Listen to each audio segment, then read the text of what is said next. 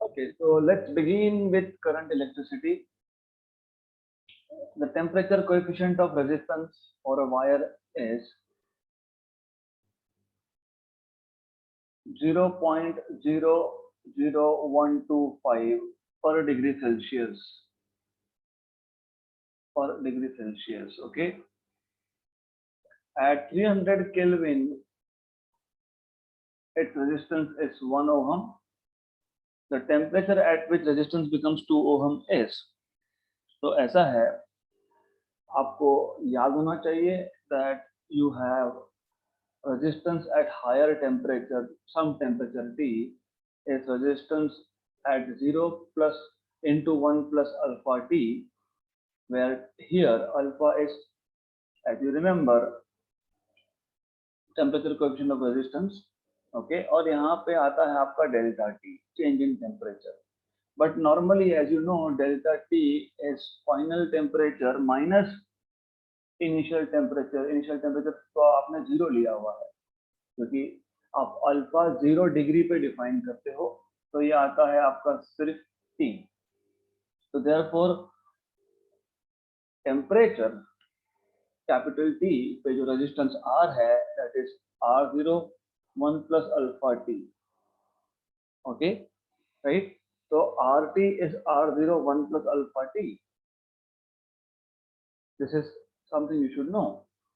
अब आपके पास दो टेम्परेचर दिए हैं. एक आपको बोला है 1 ओहम 300 केल्विन पे, आपको बोला है कि 2 ओहम कितने पे होगा, कितने टेम्परेचर पे होगा, ये पूछा है आपको.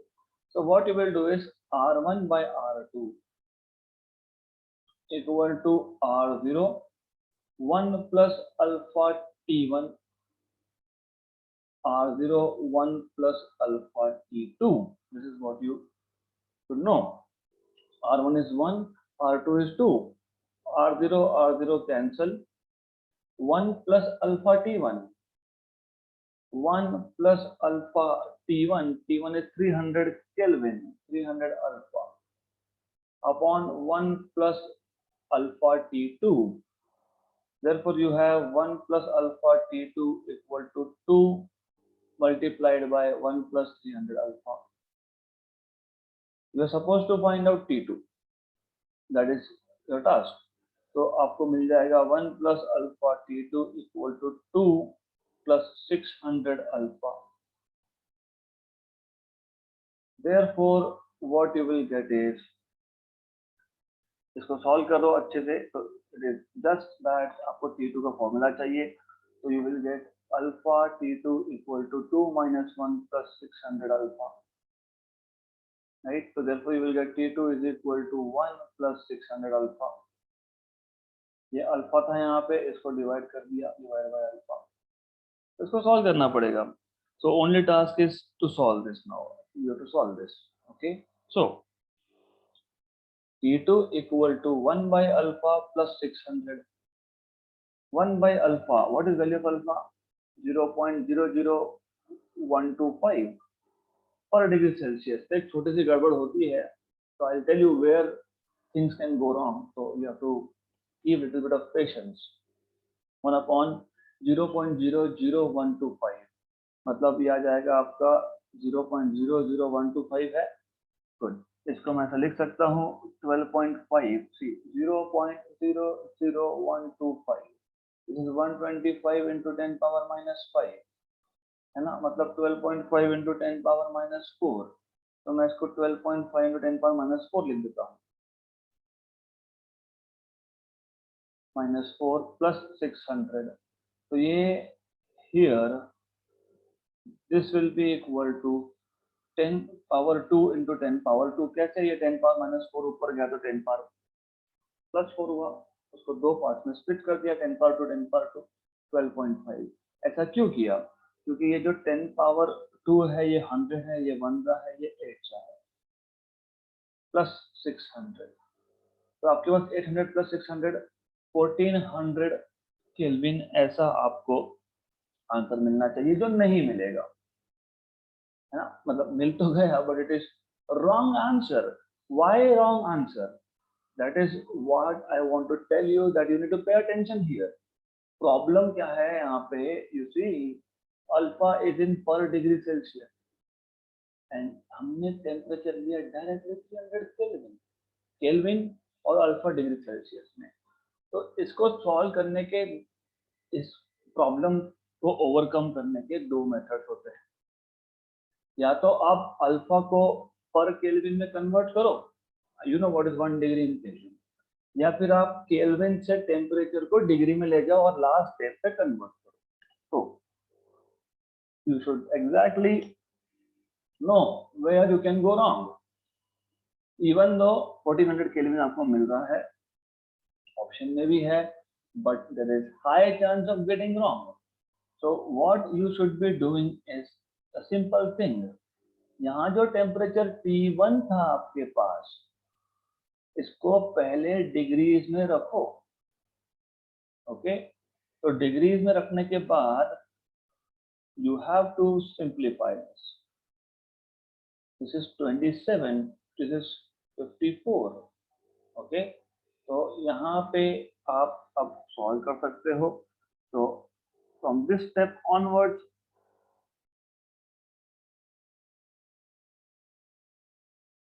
therefore you will have alpha T2 equal to 1 minus 54 alpha.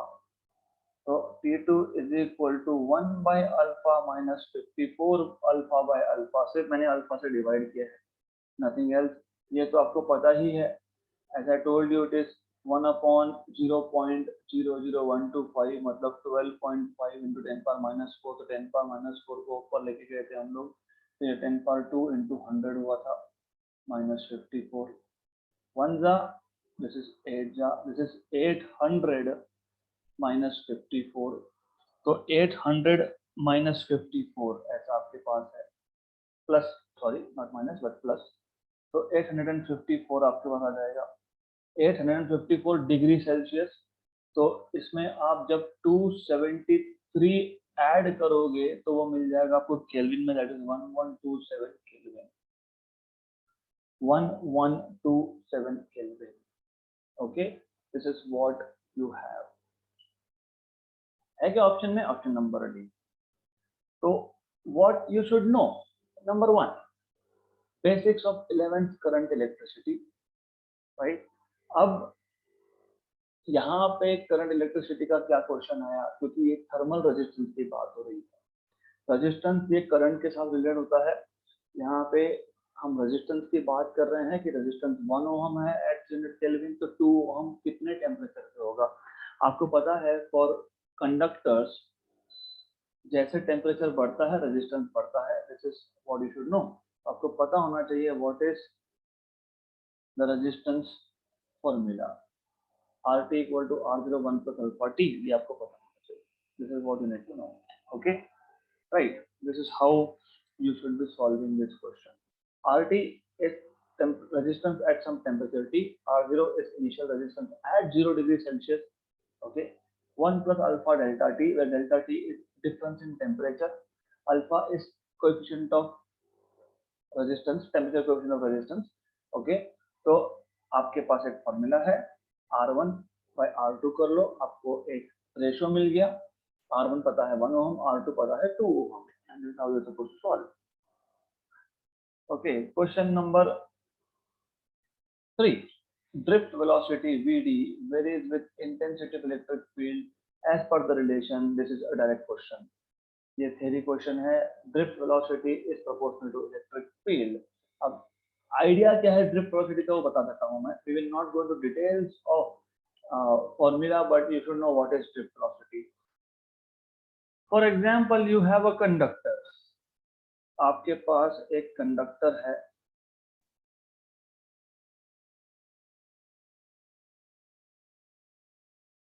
okay, and in this conductor you have electrons.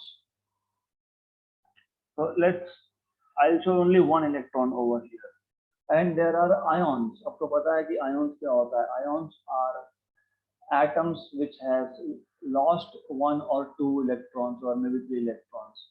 तो वहाँ पे इलेक्ट्रॉन वहाँ से फ्री हो चुके हैं, some electrons, okay, from the valence shell.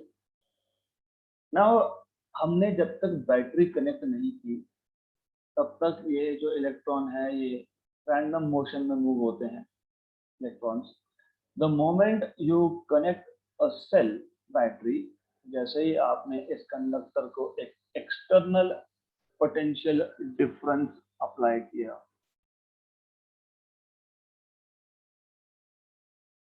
जैसे ही आपने इसको एक एक्सटर्नल पोटेंशियल डिफरेंस अप्लाई किया है, ओके, तो हियर जब आप इसको एक बैटरी कनेक्ट करोगे तो in presence of external potential difference the electron will start moving towards positive terminal of the battery, that is called as drift velocity। तो हमने क्या अप्लाई किया V।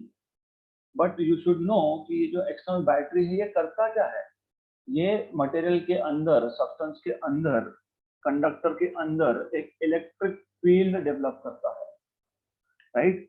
इसका मतलब यू शुड नो जितना ज्यादा यहाँ पे पोटेंशियल होगा, जितना ज्यादा पोटेंशियल डिफरेंस होगा उतना ज्यादा ड्रिफ्ट वेलोसिटी होगा। But as you know electric field itself is potential difference per unit length, therefore electric field is proportional to V। V is potential difference, therefore drift velocity is proportional to electric field। तो ये एक basic theory question है, तो आपको पता होना चाहिए जितना ज्यादा आप पोटेंशियल डिफरेंस अप्लाई करोगे, जितना ज्यादा आप पोटेंशियल डिफरेंस अप्लाई करोगे उतना ज्यादा ड्रिफ्ट वेलोसिटी होगा, और potential difference is proportional to electric field, इसलिए drift velocity is proportional to electric field. This is what you need to no.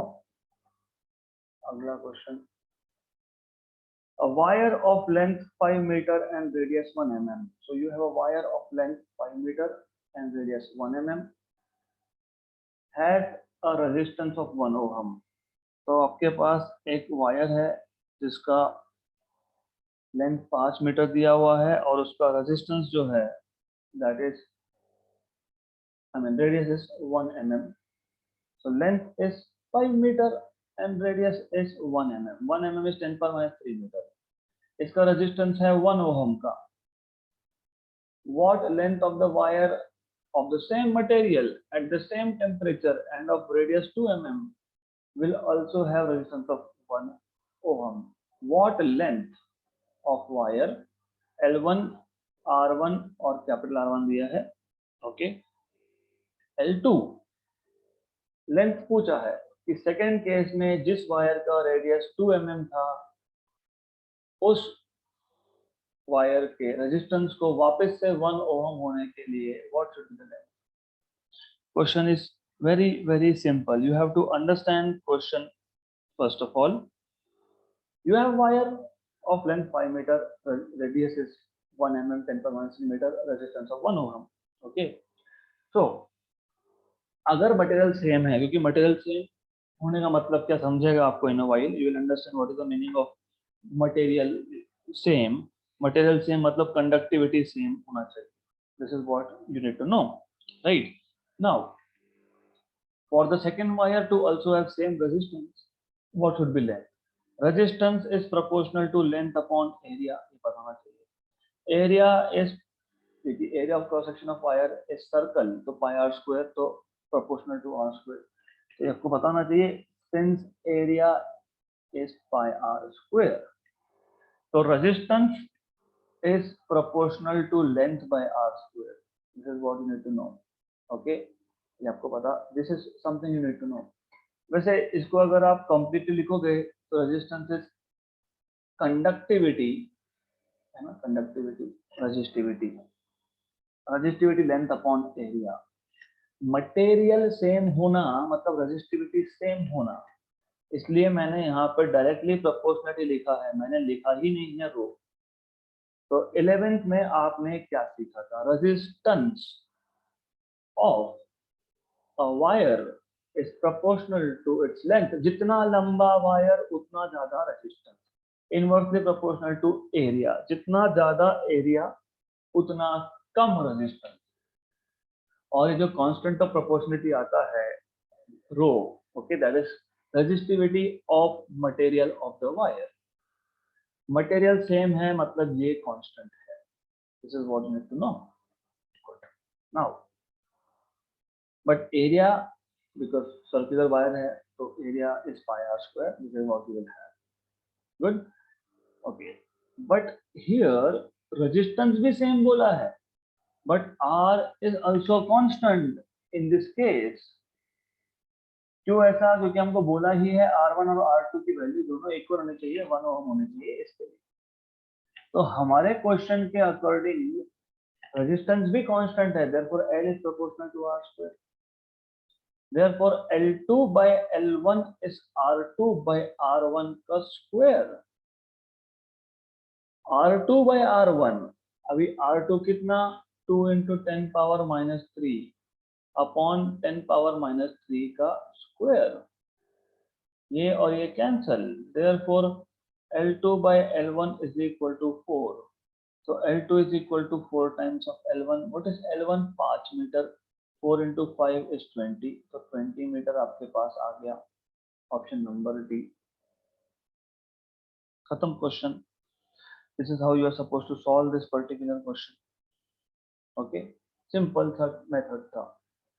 11 का क्या बेसिक है? यहाँ पे resistance is proportional to length upon area. This is from 11 basic. Resistance ये length को proportional क्यों होता है? Because as I told you here, जब ये इलेक्ट्रॉन पॉजिटिव टर्मिनल की तरफ जाएगा तब ये जो आयॉन्स है they are vibrating. You remember, ये जो आयॉन्स है दे वाइब्रेट, राइट? तो ये वाइब्रेशन की वजह से क्या होता है कि इलेक्ट्रॉन अंडरगोज कोलिजन, मतलब इलेक्ट्रॉन को अपोजिशन फेस करना पड़ता है. जितना ज्यादा लेंथ होगा उतने ज्यादा कोलिजन होंगे, मतलब उतना ज्यादा रेजिस्टेंस होगा. अगर मैं वायर का क्रॉस सेक्शनल एरिया बड़ा कर देता हूँ, क्रॉस सेक्शनल एरिया बड़ा करना मतलब ये जो आपके पास आयॉन्स है इनका एवरेज डिस्टेंस बड़ा करना. अब एवरेज डिस्टेंस बड़ा करना मतलब अब नंबर ऑफ कोलिजन्स कम होंगे क्योंकि there is more space. That is what you need to understand. तो इसलिए एरिया और रेजिस्टेंस इनवर्सली प्रोपोर्शनल होते हैं, लेंथ और रेजिस्टेंस डायरेक्टली प्रोपोर्शनल होते हैं. तो this is what you need to know. That's how you are supposed to solve this question. Easy question था. अगला question. Dimensions of a block are 1 centimeter by 1 centimeter by 100 centimeter. So you have 1 centimeter by 1 centimeter.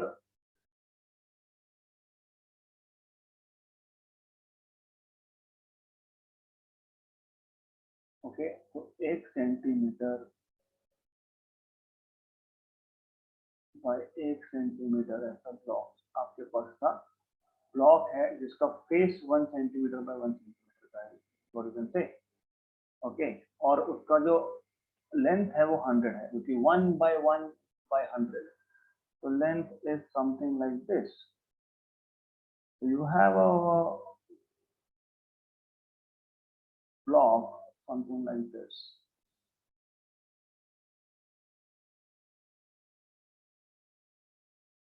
Okay, तो ऐसा है.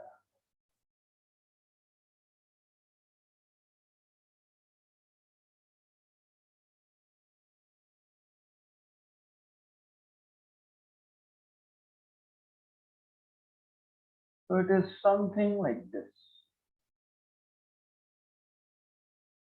Okay, तो ऐसा एक block है. तो this side is 1 centimeter, this is 1 centimeter, this is 100 centimeter. Its specific resistance of material मतलब resistivity. Specific resistance मतलब resistivity is 3 into 10 power minus 7 ohm meter. Then the resistance between the opposite rectangular faces. अभी this is very important. आपको पूछा resistance between opposite rectangular faces. मतलब for example this face and the opposite जो नीचे का face है उसमें rectangular faces, square faces नहीं, rectangular faces में कितना रेजिस्टेंस है ये पूछा है। तो क्या पूछा है ये पता होना चाहिए आपको। अभी अभी मैंने बताया resistance as rho L by A.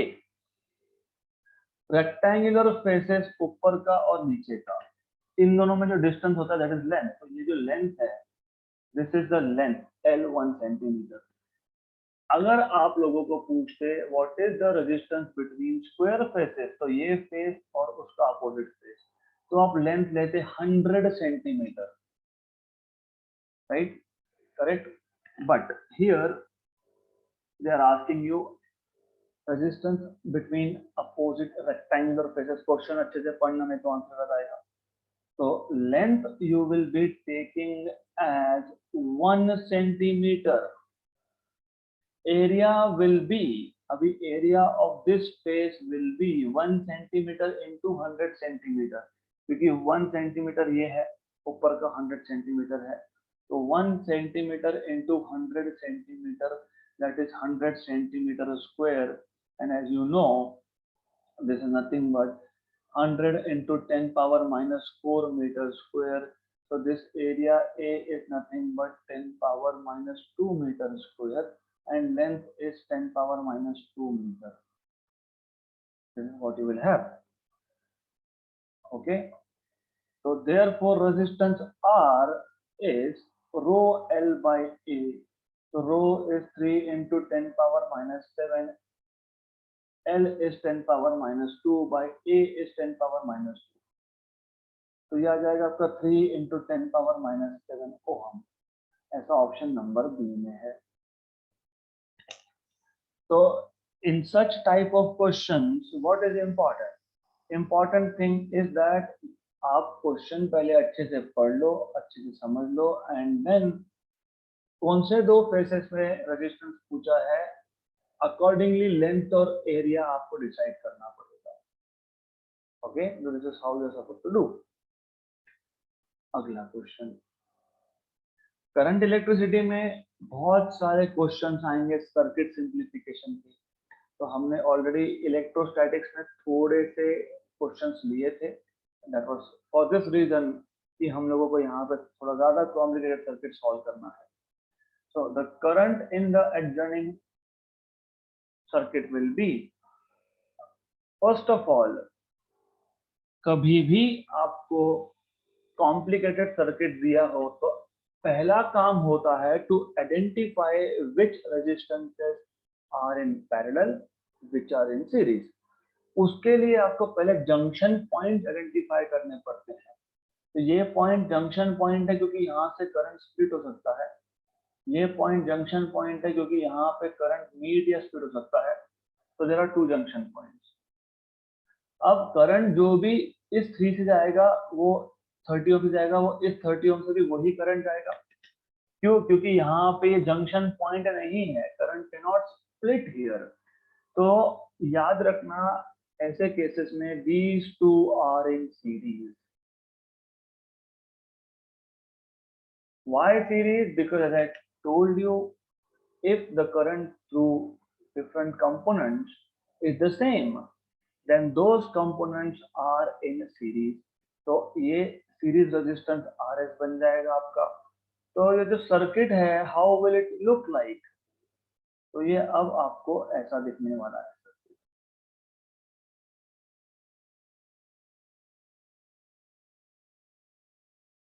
Something like this. Okay, तो आपका जो सर्किट है it will be like this now. मैं इसको सिंप्लीफाई करके दिखा रहा हूँ आपको, later you will have to do. यहाँ पे 2 वोल्ट का बैटरी है, यहाँ पे एक 30 ओम का रेजिस्टेंस है, ये दो जो सीरीज रेजिस्टेंस थे। तो you have a 2 volt battery over here, you have a current I here, you have a 30 ohm resistance here। ये 30 plus 30 ये 60 होगा क्योंकि this is series resistance RS। Okay, तो मैं एक काम करता हूँ, I will call this as R1, this as R2, this as R3। तो R2 and R3 are in series। resistance R2 and R3 are in series. R2 and R3 are in series. Okay, so in this case, you will have equivalent as series में जब resistance होते हैं तो उनका directly addition होता है, तो 60 ohm आपके पास टोटल रेजिस्टेंस है, 60 ohm, this is what you have. Okay, तो ये 60 ओहम आ गया. अब ये जो दो रेजिस्टेंस आपके पास है, कौन कौन से दो, R1 और RS, they are in parallel. Now R1 and RS are in parallel. Therefore, equivalent resistance will be R1 into RS upon R1 plus RS. आपको पता है दो resistances जब parallel में हो तो what do you get? Okay, R1 into RS, तो 30 into 60 upon 30 plus 60. तो equivalent resistance आपको मिल गया. This is ऐसा रखते हैं इसको, 30 into 60 रखते हैं upon 90. So 1 जा 3 जा 1 जा 20 जा, so 20 ohm is equivalent resistance, right? Now you can use V equal to IR to find out what is I. Current define करने बोला है ना आपको, तो I is equal to V by R equivalent. So V is nothing but 2 volt, R is 20 ohm, तो 1 by 10 ampere का current आएगा इसमें, option number C.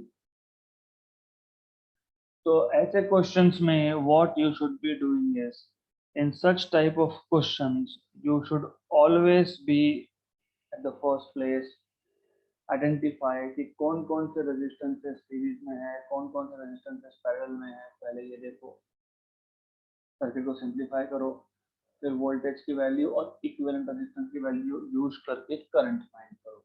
What you should do. अगला question, 3 resistors each of 2 ohm are connected together in triangular shape. The resistance between any two vertices is. ये exactly पिछले question जैसा ही है. तो हम एक ट्रिक बनाने वाले हैं. अब आपको क्या बोला है, आपको बोला है that you have 3 resistances which are connected in triangular shape.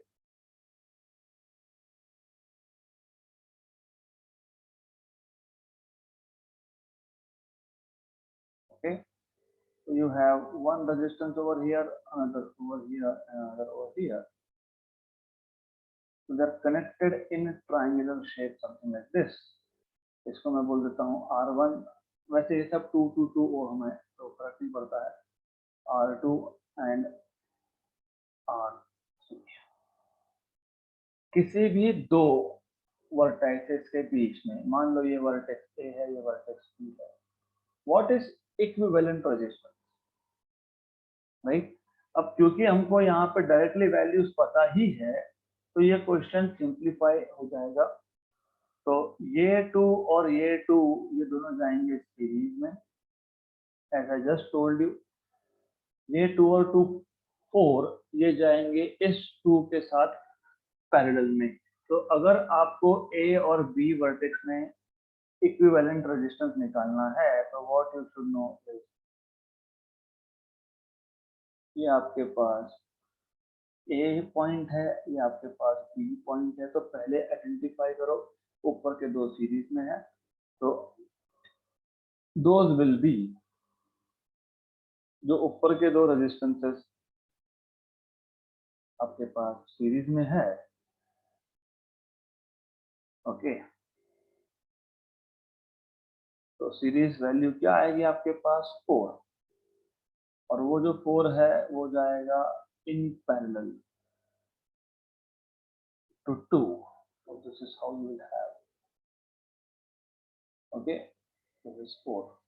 अब resistance between A and B will be, ये दोनों पैरेलल में है, तो R1 into R2 upon R1 plus R2, तो 8/6, that is 4/3, option number A. So this is how you are supposed to solve that question. Okay, तो easy है, question easy है। मैं आपको एक ट्रिक बताता हूँ। लेट अस से ये R1 था, ये R2 था, ये R3 था, तो R1 और R2 सीरीज में है, तो पहले RS निकाल लो, that is R1 plus R2, फिर RS और R3 ये पैरेलल में है, तो इक्विवेलेंट आपके पास क्या आएगा, R3 into RS upon R3 plus RS। अभी R3 तो R3 है, ये R1 plus R2 upon this is RS।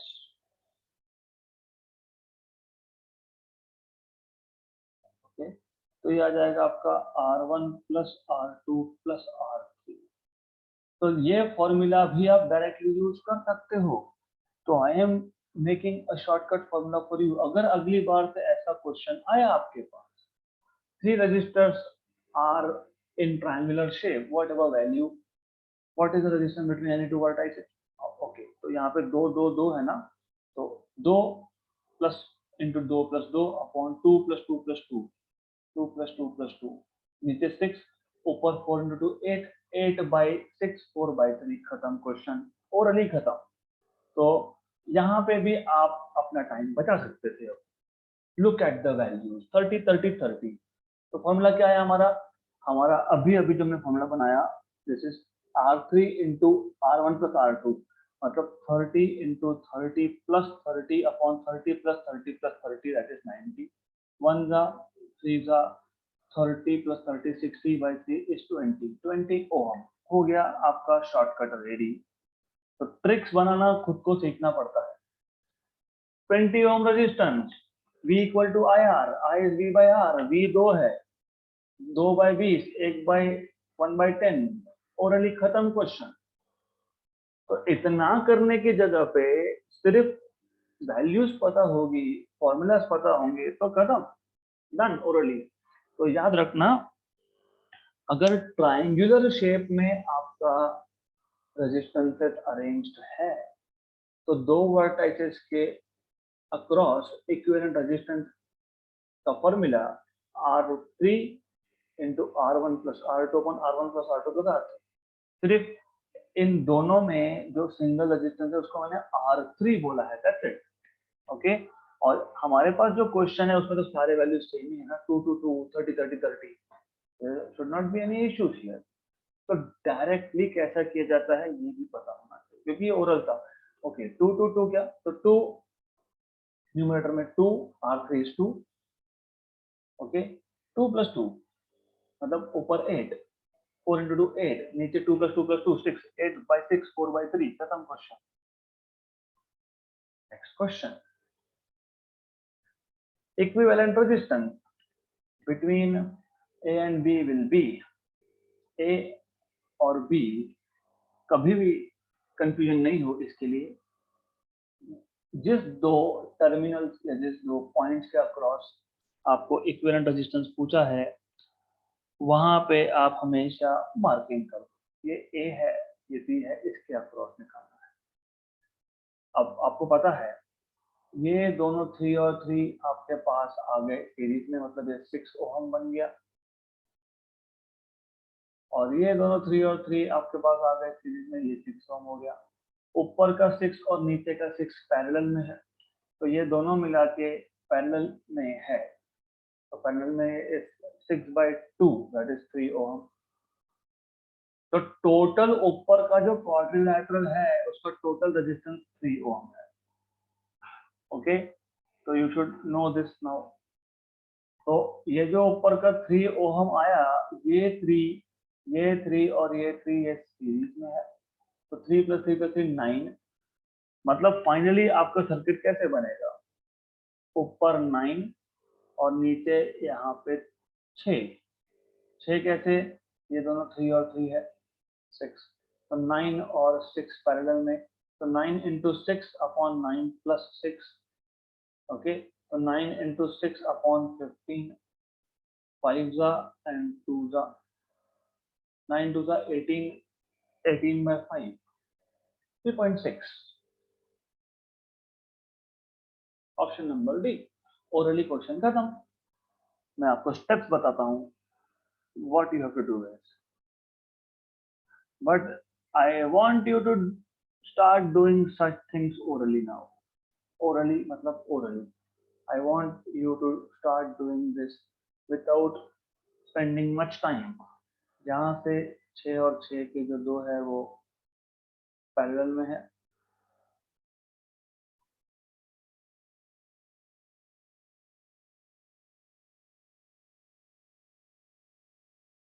Okay,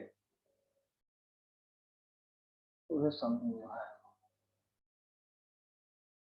ये तो पैरेलल में है और नीचे के जो 2 है वो सीरीज में है। 3 3, here you have 6 and here you have 6 now. Okay, here you have 3, here you have 3. A and B terminals. ये 3, ये 6 ओहम, ये 6 ओहम, यहाँ पे ये 3 ओहम, यहाँ पे ये भी 3 ओहम, यहाँ पे ये भी 3 ohm. So now this circuit will be modified to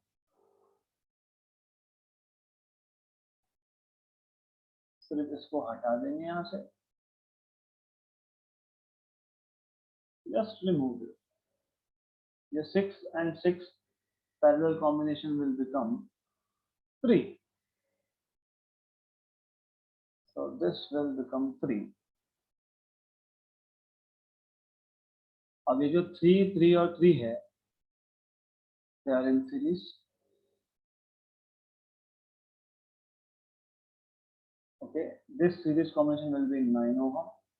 और जो नीचे का 3 और 3 है, this one, this is 6 in total. Okay, so this is how you need to do. तो आप लोगों को मिल जाएगा between A and B. अब A और B के बीच में you will have 2 resistances, 9 and 6, which are connected in parallel.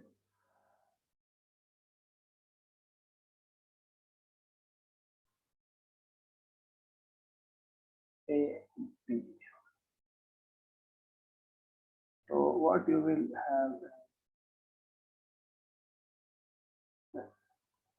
6 ohm और ऊपर का 9 ohm.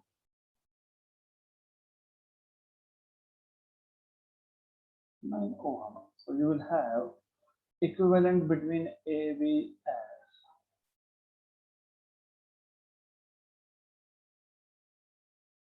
9 into 6 upon 9 plus 6. This is 15. Sorry, 9 into 6 upon 15. 3 5 and 2 so 18 by 5, that is 3.6 ohm as equivalent, that is option D. Right, तो simple से question है। अगला question, the effective resistance between points A and B in the figure is A और B में effective कितना।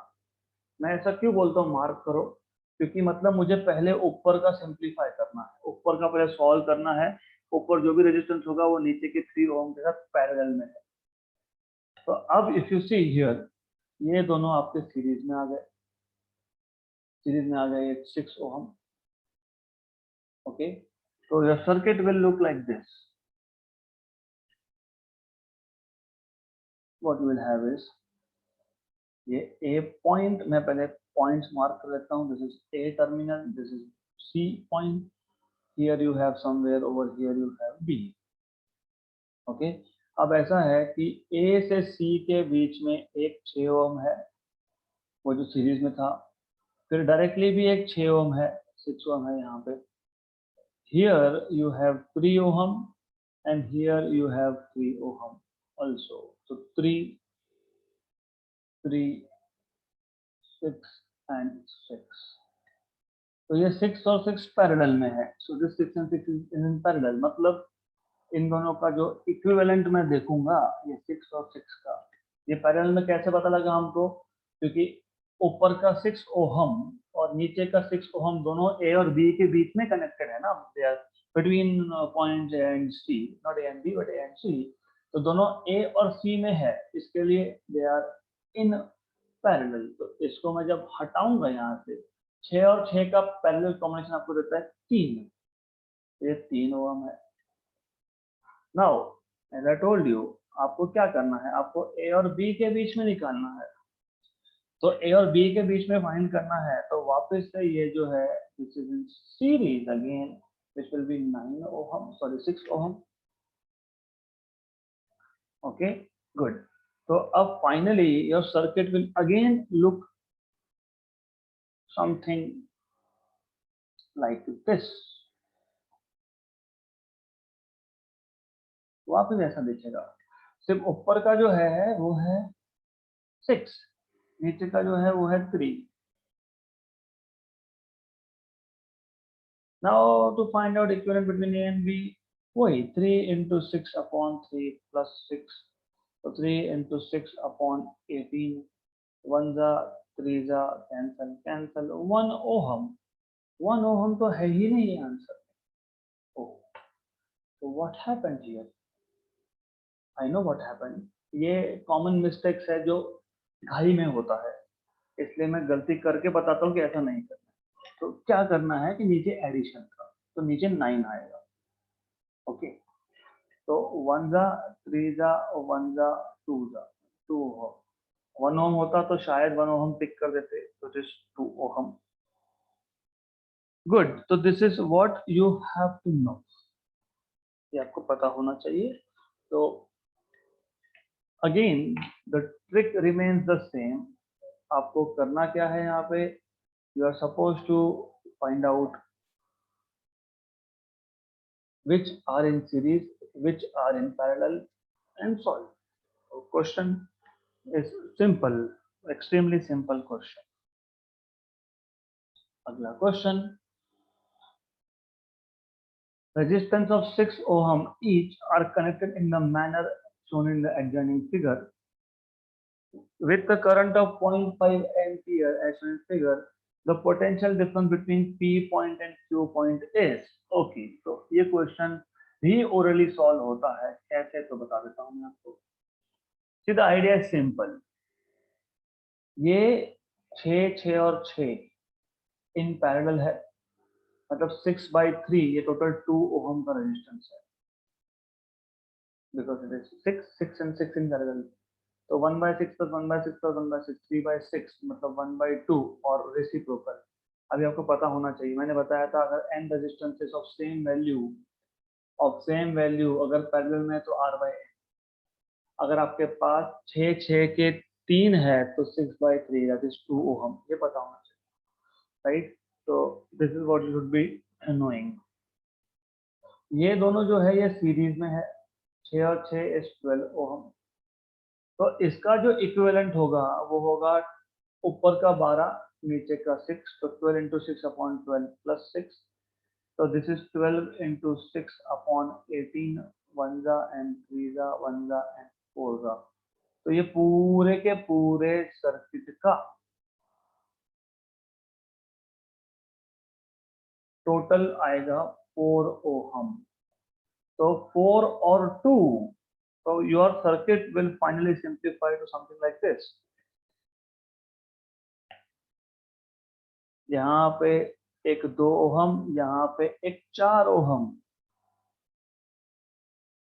2 ohm and 4 ohm. This is point P, this is point Q. You have current here of 0.5 ampere. आपको पता होना चाहिए from Ohm's law delta V, difference of potential between 2 points is current into equivalent resistance between 2 points. Delta V is VP minus VQ। मैंने आपको पहले भी बताया था कि P अगर हायर पोटेंशियल पे है, Q अगर लोअर पोटेंशियल पे है, तो ही करंट P टू Q जाएगा। This is what you should no. Okay, this is I is 0.5 और इक्विवेलेंट आपके पास 2 और 4 6 आ गया। So this circuit will finally look like 6 ohm here. This is point P, this is point Q. तो 0.5 into 6 is 3, तो 3 volt आपके पास आ जाएगा। हो गया क्वेश्चन खत्म। This is what you have, right. Simple question था, बस नथिंग एट ऑल देयर, कुछ भी नहीं है उसमें। सिर्फ आपको क्या करना है, कौन से सीरीज में कौन से पैरेलल में, ये देखते जाना है। And then finally I into R equivalent will be potential difference between the 2 points. So what we have done in today's session is, overall we started with a question जहां पे हमको resistance as a function of temperature देखना था। हमारे पास formula है, हमको formula पता होना चाहिए, राइट।